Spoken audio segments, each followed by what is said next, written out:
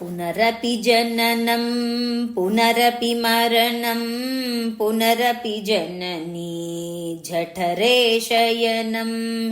इह संसारे बहुदुस्तारे कृपया पारे पाहि मुरारे रथ्याकर्पट विरचितकन्धं पुण्य विवर्जितपन्थं योगी योग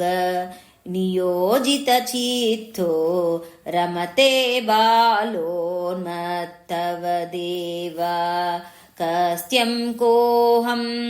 कुत आयातः कामे जननी को मे तातः इत परिभावित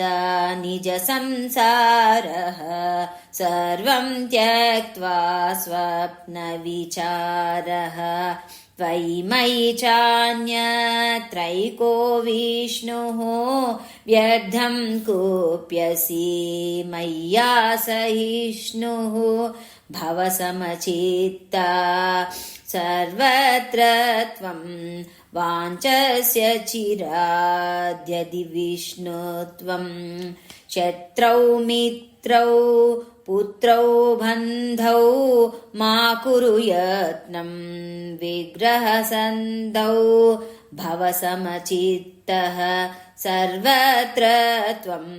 वाञ्छस्य चिराद्यदि विष्णुत्वं भज गोविन्दं गोविन्दं भज मूढमते सम्प्राप्ते सन्निहिते काले नहि रक्षति दृक्कं करणे।